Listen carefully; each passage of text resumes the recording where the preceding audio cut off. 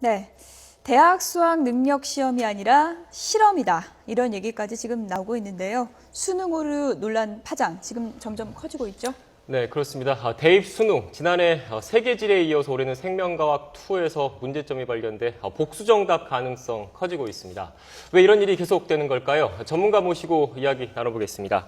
2005년 수능 출제위원장이었던 고려대 노명환 교수, 그리고 양정호 성균관대 교수, 유병아 비타에듀 이사 자리하셨습니다. 네, 선생님 안녕하세요. 안녕하세요. 네. 먼저 양 교수님께 좀 질문을 드리겠습니다. 네네. 수험생 입장에서는 뭐 3년 농사라고 할 수 있을 텐데요. 네네. 분노에 지금 뭐 댓글도 잇따르고 있고 지금 항의가 빗발치고 있는 상황입니다. 이번 파장 어떻게 보십니까? 네, 아마 역대 그 수능에 대한 오류는 네. 2004년도, 2008년도, 그다음에 이제 2010년도 걸쳐서 이제 작년에 이제 한 4번 정도 있었습니다. 근데 이제 소송까지 이어진 건 아마 이번이 처음 같아 보이고요. 그러니까 학생들 입장에서는 그 소송 그 자체에 대한 문제라기보다는 1년 동안 이제 허비했다라고 하는 게 가장 큰 것 같아요. 그거는 뭐 어떻게 보면 어떤 방식으로든지 해소하기는 좀 어려울 것 같고요. 그런 의미에 봐서는 그 수능이라고 하는 게 조금 안정적으로 모든 사람이 좀 믿을 수 있는 신뢰로운 방법으로 하는 게 바람직한데, 이번 같은 경우에는 이제 학생까지도 이제 소송을 하게 되고 예. 거기다 학부모도 이제 영향을 받게 되는 상당히 좀 안타까운 일이 좀 벌어지고 있는 것 같습니다.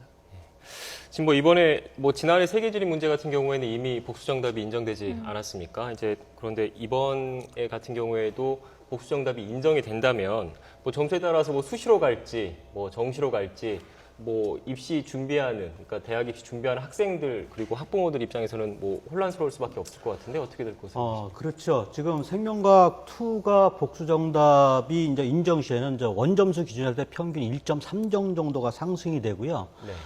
수험생 그 응시 한 4천여 명 정도가 이제 등급이 상승이 됩니다. 예. 근데 이제 반면에 영어의 경우에는 한 0.1점 정도 상승이 되기 때문에 큰 그렇게 변별력은 없어질 것이고요. 근데 전체 이제 평균 원점수가 올라갔었을 때는 표준 점수하고 이제 100분위가 이제 떨어지거든요. 네. 반면에 이제 복수정답자 그 응시자들이 해당되는 학생들의 경우에는 표준 점수하고 이제 등급이 상승이 됩니다. 그런데 이번 저 생명2의 경우에 예. 자연계 최상위권 학생들, 소위 이제 의예과를 지원하는 학생들이 많이 이제 선택을 했기 때문에 예. 의예과를 지원하는 학생들의 경우에는 뭐 정시의 경우에는 아주 치열한 경쟁이 아주 예상이 되고요. 몇 점 차이로 대학이 갈리니까. 그렇죠. 뭐 0점 한 2, 3점 갖고도 뭐 당락이 왔다 갔다 하고 학교에 예. 대한 브랜드가 달라지기 때문에 그렇고요. 그다음에 이제 반면에 이제 수시 지원자 학생들의 경우에는 그 복수정답 인정 시에 어떤 등급 하락으로 인해 갖고 최저 등급 충족을 시키지를 못하기 때문에 이제 수시에서 떨어지는 그러한 세가 발생이 될 수가 있습니다. 네. 이렇다 보니까 학생들, 학부모들 입장에서는 지원 전략 짜기가 참 힘들 것 같은데요. 이제부터는 좀 수능 출제에서 근본적으로 어떤 문제가 있는지 좀 짚어봐야 될 것 같습니다. 어떤 문제가 근본적으로 있다고 보십니까? 네, 기본적으로 보면은 뭐 수능 관련돼 있어서는 일단 수능 문제는 잘 내는 게 엄청 중요한데, 예. 처음에 한 20여 년 정도 전에 저희가 이제 시작을 할 때 보면 그때는 이렇게 새로운 형태구나라는 그런 얘기들이 많이 있었습니다. 근데 좀 20여 년 지나서 지금까지 오다 보니까 약간 그 평가원이 출제하는 기관 입장에서도 약간 느슨한 부분이 있었던 것 같고요. 또 어떤 의미에서는 출제위원이나 또는 검토위원 같은 경우에 구성이라든지 그 질적인 부분에 대한 것도 좀 고민이 좀 있어야 될 것 같고, 또 하나 이제 여러 가지를 생각을 해보면 예. 이런 것들이 그 기존에 있는 문제들이 이미 다 노출돼 있다 보니까 너무 또 새로운 문제를 내기도 좀 어려운 부분도 있습니다. 그래서 그런 면에서 놓고 봐서는 그 수능 관련된 출제라든지 여러 가지 부분에 있어서 예. 좀 구성이나 이런 걸 좀 고려를 하는 게 좀 필요하지 않나 하는 생각이 듭니다. 뭐 양 교수님께서 지금 말씀을 해주셨는데, 어떻게 보면은 그 대학 수능 시험 같은 경우에 그 학생들의 인생을 좌우할 수도 있는 대단히 중요한 시험이지 않습니까? 그래서 이렇게 수시로 뭐 잇따라서 연달아서 계속 그 오류 논란이 빚어지면 시험을 치르는 학생과 학부모 입장에서는 뭐 교육 당국에 대한 불신이 커질 수밖에 없을 것 같은데, 이 출제위원과 검토위원분들 어떤 자격, 어떻게 그 선정되는 겁니까? 출제위원, 검토위원 선정은 그냥 간단히 말씀드리면 최고의 실력자가 선정된다 이렇게 봐야 되겠습니다. 예. 뭐 최고의 실력자가 옆에 있는데도 그 사람 제쳐놓고 딴 사람을 교섭할 일은 없거든요. 예. 그런데 출제에 들어와 주십시오라고 부탁을 드리는데 보통 출제 기간이 한 달이 넘습니다. 한 달 3일, 4일 정도 되는데 그 많은 기간을 특정 장소에 일종의 갇히어서 해야 되고 또 자기 하던 일, 교수나 교사 가르치는 일 못하고 뭐 이런 여러 문제 때문에 예. 출제에 들어가기가 쉽지는 않습니다. 그래서 네. 섭외를 하면은 아마 상당히 많은 사람들이 예. 못합니다라고 합니다. 노 교수- 그래서 예. 가능한 한 최선의 이제 실력자들을 뽑는 것 그렇게 알고 있습니다. 노 교수님께서는 2005년에 직접 수능 출제 위원장을 또 이제 맡기도 하셨기 때문에 내부 시스템에 대해서 잘 아실 텐데요. 한 달 조금 넘게 이제 준비가 된다고 하셨는데 그 기간에 어떤 과정이 좀 이루어지는지 좀 자세하게 설명을 좀 해주시죠.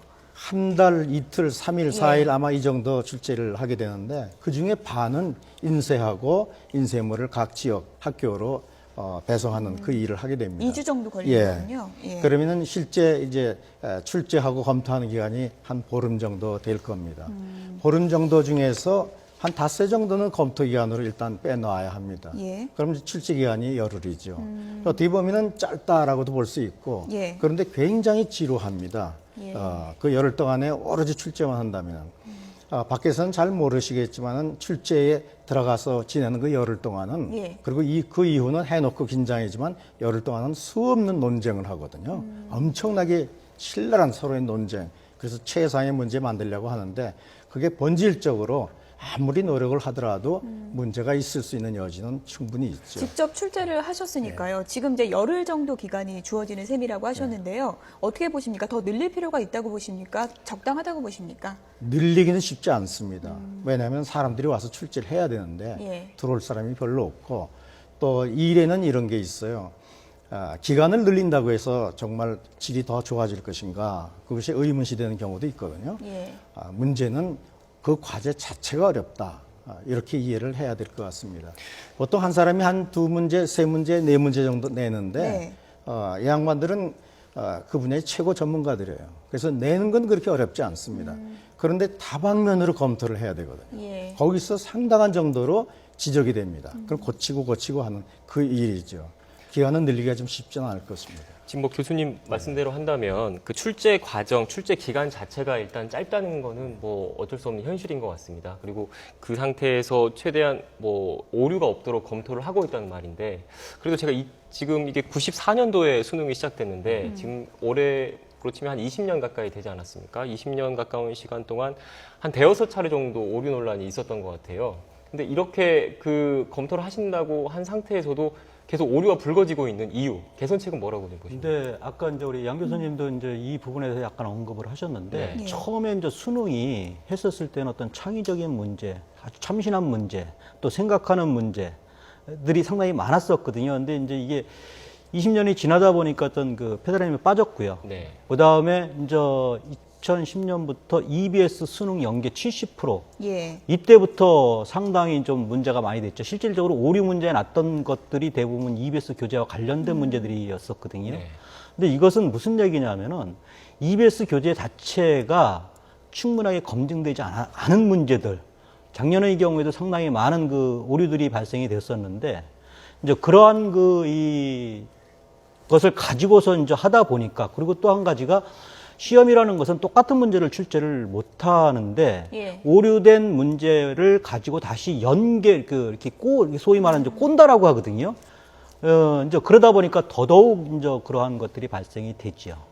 네. 네, 지금 뭐 교수님 말씀하신 내용 뭘 들어보니까 제 주변의 동생들이나 이렇게 수능 치른 그 사람들 얘기를 들어보면 EBS 교재 자체 특히 뭐 영어 문항 같은 경우에는 한글로 번역을 해도 어렵다. 그리고 뭐 해설집 같은 경우에 보더라도 해설이 정확히 제대로 안 돼서 이게 과연 무슨 말인지도 모르고 일단 70% 연계된다고 하니까 그 문제와 답만, 지문만 달달달 외우고 있다. 이런 그 일각의 의견도 있는 것 같아요. 어떻게 보십니까? 네. 기본적으로 학생들이 이제 워낙 EBS 교재가 많다 보니까 네. 그거를 이제 다 보기 어려워서 그런 방식을 쓰고 있긴 하지만 뭐 EBS 관련돼 있는 게 수능에 연계돼 있다라고 하는 부분, 그 예. 부분 자체에 대한 문제 같아 보이진 않아요. 제가 보기에는. 왜 그러냐면 만약에 우리가 EBS 관련된 교재를 연계하지 않다고 한다면 또 다른 교사라든지 학생들은 다른 뭔가의 대안을 또 요구를 하게 될 겁니다. 연계율이 너무 높다는 지적은 그렇죠. 연계율 관련돼 있는 예. 부분에 대한 거는 뭐 똑같은 문제가 나오는 경우는 없으니까 예. 제가 보니까 연계 그 자체에 대한 문제라기보다는 예. 어떤 방식으로 연계를 하는가, 어떻게 잘 연계를 하는가 더 중요한 부분이 있고요. 혹시 이게 너무 그게 70%라든지 이런 비율에 맞추다 보니까 힘들다면 그런 거는 좀 탄력적으로 사용할 수 있는 부분도 있다라고 합니다. 하지만 EBS 연계로 인해서 긍정적인 부분도 분명히 있었거든요. 뭐 예. 사교육이나 이런 걸 포함을 해서 그러니까 그런 것도 같이 고려를 할 필요는 있어 보입니다. 이병화 이사님 근데 말씀 주시죠. 이제 그 부분에 대해서는 양 교수님 그 말씀이 어느 정도 이제 타당은 되는데요. 어느 한 곳으로 확 몰려버리니까 즉 EBS가 공교육이냐 사교육이냐 의 본질부터 따져줘야 되고요. 실질적으로 이 고등학교 이 현장에 가보면은 교과서를 거의 보질 않아요. EBS 중심으로 강의를 하다 보니까는 실질적으로 선생님들이 교재 연구라든가 이런 걸 할 필요가 없고요. 또 학생들의 경우에는 이중고를 또 겪고 있거든요. 그러니까 내신을 하기 위해서는 교과서를 보고 또 수능을 공부하기 위해서는 또 EBS를 공부하고 이제 이러다 보니까는 실질적으로 예전에 교과서 중심으로 어떤 문제를 출제할 경우에는 예. 크게 이렇게 오류가 나오진 않았거든요. 단지 어떤 난이도를 갖다가 높이냐 줄이냐 이제 그거 차이였을 뿐이지. 그래서 교과서 중심으로 하면은 공교육도 살고 교과서 학생들도 좀 편하게 공부할 수 있고 그래서 좀 EBS 연계 70%는 조금은 좀 과하지 않았느냐. 예. 흔한 말로 빈대 잡자고 초과삼간 태우지 않았느냐라는 것입니다. 노 교수님께서 출제위원들의 애로를 잘 좀 이해를 하실 것 같은데요. EBS 연계 때문에 문제 내기가 더 힘들다고 또 토로하는 분들도 있다고 하더라고요. 예, 양면이 다 있습니다. 예. 지침이 있기 때문에 응용만 하면 된다라고 보면 쉬울 듯하지만 또 어느 방향으로 설정을 해주니까 벗어날 수가 없어서 그래서 오히려 구속을 받는 경우도 있죠. 그래서 좋은 면점도 있고 나쁜 점도 있고 그래서 좀 더 긴밀하게 아주 집중적으로 검토는 한번 해볼 필요가 있다고 봅니다. 그러면서 동시에 과연 복지 차원에서 EBS 교재를 개발하고 70% 연계시키는 것이 우리나라 진짜 교육 그 자체에 도움이 될 것인가 말 것인가 이런 거에 대한 본질적인 것 재검토해 볼 필요가 있다 생각합니다. 지금 뭐 EBS 교재 문제 나왔으니까 하나 더 부가적으로 여쭤보면 지금 뭐 수능 시스템 개선해야 된다는 얘기를 하면서 지금 미국의 대입 수능 시험이죠. SAT 같은 경우에는 문제은행식으로 출제를 하지 않습니까? 그래서 우리 대입 수능도 문제를 많이 쌓아놓고 거기서 좀 내면 출제 오류가 좀 줄어들지 않을까라는 얘기를 하는 것 같은데 그 교수님과 이사님 말씀하신 거 보면 그 문제은행을 토대로 해서 그 안에서 문제를 내다 보면 거기에 따른 또 부작용도 있을 것 같다는 생각이 드는데요. 어떻게? 저는 어떻게 보면은 부작용보다는 좀 이제는 긍정적으로 좀 생각을 할 때가 됐다. 왜 그러냐면 네. 지금까지 그 22년 동안 그 수능을 봤습니다. 22년 동안 수능을 보고 모든 문제가 다 노출돼 있는 상태이기 때문에 더 이상 어떤 새로운 문제를 개발해내기가 되게 쉽지 않다. 이건 어떻게 보면 다음에 수능을 대체하는 다른 시험이 또 개발이 돼도 똑같은 문제가 발생을 하거든요. 예. 그런 의미에 봐서는 앞으로는 조금 문제은행 방식이라는 좀 선진국형으로 좀 바뀌어보는 거를 한번 고민을 해보는 그런 좀 필요는 있어 보입니다. 네, 교수님. 그 문제와 관련해서 물론 미국에도 우리와 비슷한 SAT가 있어요. 그런데 몇 가지 SAT에 대해서 생각해 볼 여지가 있다 봅니다. 네. 우선 미국하고 한국의 SAT 그리고 수능 시험에 대한 국민들의 관심이 다릅니다. 그쪽은 훨씬 관심이 적어요. 우리보다는요.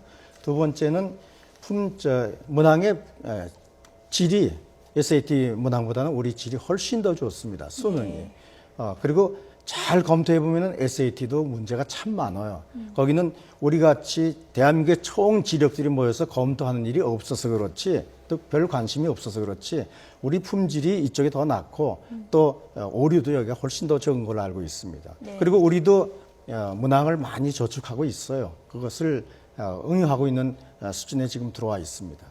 그런데 이제 물론 이 문제은행 시스템 도입은 예전서부터 나왔던 얘기였어요. 그런데 이제 가장 큰 것은 우리 이 모든 국민이라든가 특히 수험생들이 문제 한 문제에 따라서 모든 것들이 이제 당락이 왔다 갔다 하니까 되게 이제 예민하게 되는 것이고요.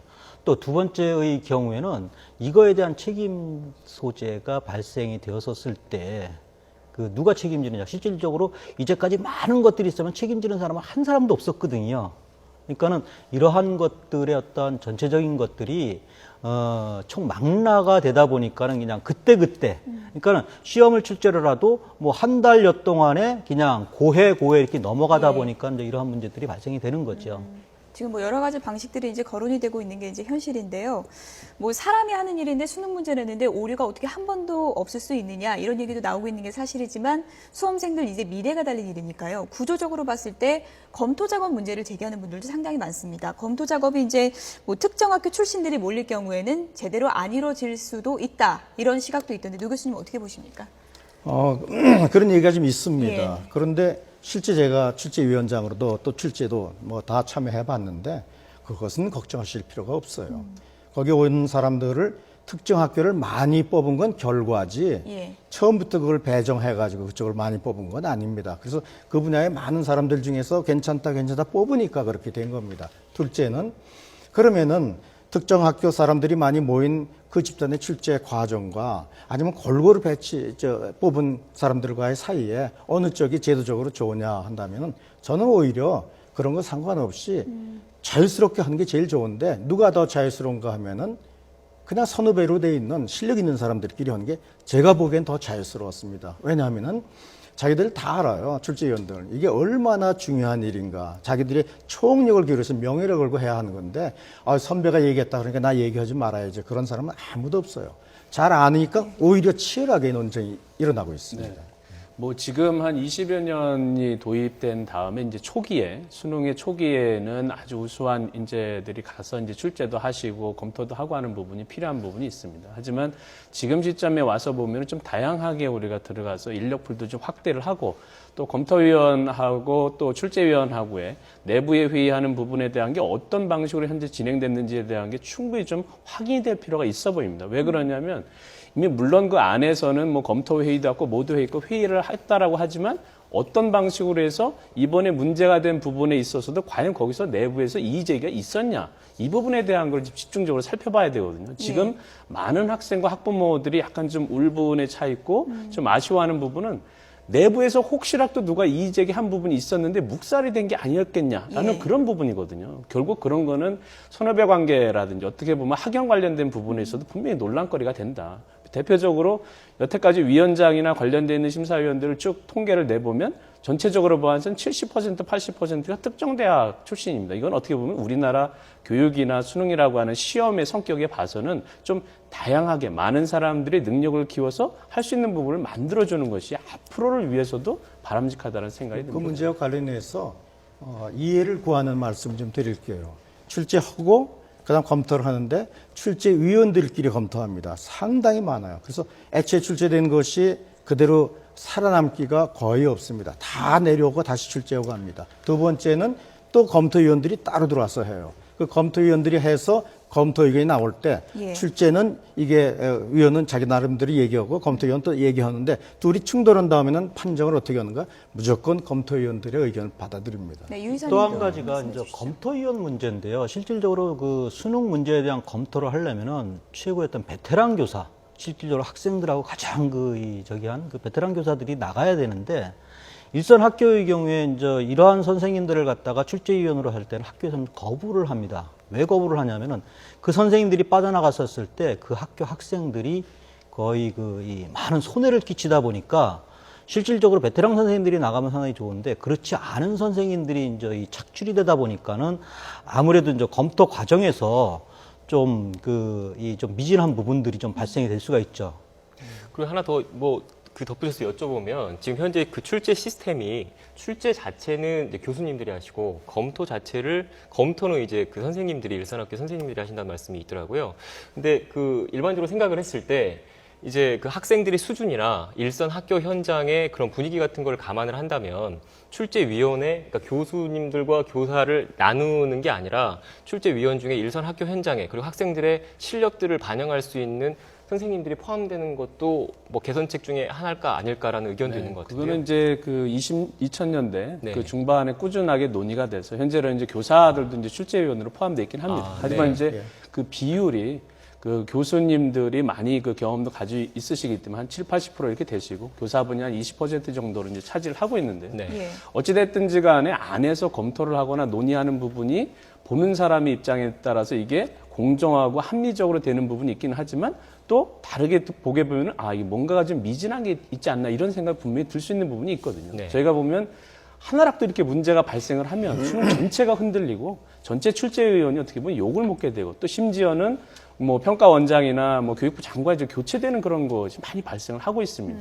그러니까 그런 부분까지가 없을 수 있을 정도로 내부의 시스템이 혹시나 미진한 게 없었는지에 대한 걸 이번 기회에 철저하게 한번 점검을 하는 그런 시간이 좀 필요해 보입니다. 네. 예, 말씀하시죠. 수능 문제와 관련해서 출제하고 검토하고 그다음에 이제 사회에서 비판이 많이 나오고 오류 문제가 많이 나오는 예. 거에 대한 개선책은 아닙니다만 본질적인 문제 이해 그런 걸 한번 좀 제가 말씀드리고 싶습니다. 예. 출제위원들이 출제합니다. 최고의 실력자들이 합니다. 그다음 나온 다음에는 전 국민이 그것을 들여다봅니다. 그건 학생서부터 교사, 그다음 학원 강사, 대학 교수 그리고 학부형의 전부가 다 아주 면밀하게 봅니다. 그 속에는 최고의 대한민국 실력자들이 많습니다. 가령 물리 문제가 있다면 물리학자, 화학 문제가 있다면 화학자들이 봅니다. 거기서 문제에 대한 지적이 많이 나옵니다. 그렇다면 우리 본질적으로 수능이라는 것이 무엇인가라고 한번 봐야 됩니다. 시험은 가르치고 배운 것, 거기에서 나오는 겁니다. 그렇다면 수능 시험은 고등학교 교육 과정 교육 내에서 나오는 거거든요. 예. 그래서 고등학교 지식을 가지고 검토하는데 고등학교 지식은 자칫하면은 석박사 과정의 지식하고 또 최첨단의 교수들의 지식하고는 다릅니다. 교수들이 볼 때에는 이거는 진짜 문제 있다라고 보지만 고등학교 수준에서의 교육 내용으로는 그게 또 적합할 수도 있거든요. 가령 전기는 무엇인가 하면 초등학교 학생들에게 전기는 물과 같다 이렇게 얘기합니다. 이건 말도 안 되는 틀린 말이거든요. 그러나 초등학교에게는 맞습니다. 그런 식으로 고등학교 수준의 지식을 구성해서 내는 것이고 그리고 그것을 오류 문제로 지적할 때는 그 수준 내에서 봐야 된다라고 생각하는 겁니다. 그러니까 교육은 교육의 안목으로 보고 수준에 맞게 보자 그런 말씀을 국민들에게 좀 말씀드리고 싶습니다. 네. 이제 본질적인 문제를 좀 들여다봐야 한다고 하셨는데 지금 뭐 한 문제 오류의 논란의 파장이 커지다 보니까 수능 자체의 신뢰도가 흔들리고 있다는 이제 얘기도 지금 많이 나오고 있지 않습니까? 네네. 근본적인 개선책으로는 어떤 게 가장 중요하다고 보십니까? 지금? 이게 지금 수능 관련돼 있어서 만약에 이전에 오류가 있었다라고 하면 4번, 5번 있었다 이렇게만 볼 수 있는데 그 이전에는 인터넷이라든지 이런 부분에 대한 발달이 훨씬 늦었기 때문에 한 15년 전, 20년 전 거의 문제를 보면 훨씬 많은 문제가 분명히 있었을 겁니다.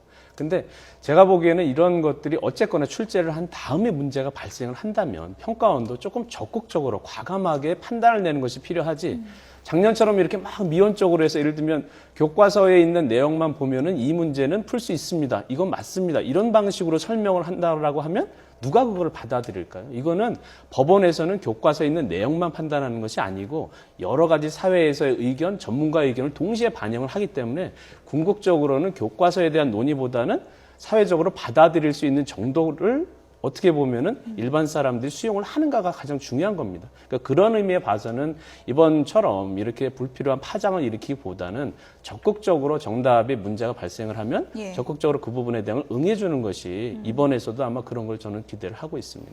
지금 뭐 시간이 얼마 남지 않아서 하나 질문을 좀 드리겠습니다. 저희가 이 자리를 마련한 게 내일 어떻게 보면 올해 수능 관련해서 이제 정답을 발표하지 않습니까? 그래서 여러 영어 문항도 있고 생명과학 투 문항도 있고 그런데 어느 정도 선에서 지금 학부모들 그리고 수험생들 관심이 많을 것 같은데 어느 정도 선에서 이제 정리가 돼야 된다, 마무리가 돼야 된다라고 생각을 하시는지 먼저. 아마 이 작년도 세계지리 문제 관련돼 갖고 후폭풍이 워낙 크다 보니까는 아마 길게 끌지는 않을 것 같아요. 그러다 보면은 가장 최선의 방법이 복수정답 인정입니다. 이랬었을 때 복수정답 인정으로 가면은 어떤 현상이 뭐냐면은 실질적으로 이거에 따라 또 문제도 좀 만만치가 않겠지요.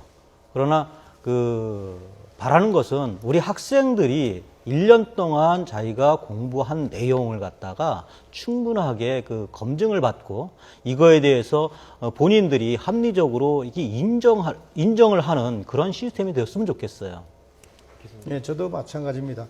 학생과 학부모 그리고 대학에 영향이 없도록 가능한 문제된 것은 빨리 처리했으면 좋겠습니다. 네, 끝으로 한 말씀 해주시죠. 뭐 저는 기본적으로 이번에 문제가 된 부분을 다 받아들여야 된다는 생각이 좀 강하고요. 예. 또 하나는 그 평가원과 교육부가 약간 2% 부족한 대응을 하고 있습니다. 뭐냐면 이번이 작년에 세계지리 관련돼 있어 문제가 됐으면 이미 문제가 된 학생들한테 안내를 하고 다시 발부를 하고 또 대학 입장에서도 어떤 학생이 지금 대상이 되는지에 대한 걸 충분히 안내를 해주면서 학생들이 불필요한 혼란을 좀 겪지 않도록 해줘야 되는데 이번에는 학생들 보고 평가원 홈페이지에 와서 확인해라 이런 방식으로 한다라고 하면 또 다른 분노를 일으키거든요. 어떻게 보면 제가 보기엔 2% 부족한 대응이 아니고 예. 22%가 더 높은 그런 대응을 좀 적극적인 대응을 좀 해줬으면 하는 생각이 듭니다. 평가에 대한 신뢰성이 높아야 학생들도 좀 공부할 맛이 나지 않겠습니까? 좀 네. 근본적으로 좀 긍정적인 방향으로 개선이 됐으면 좋겠습니다. 지금까지 고려대 노명환 교수, 양정호 성균관대 교수, 그리고 유병아 비타 에듀 이사였습니다. 세 분 고맙습니다. 네.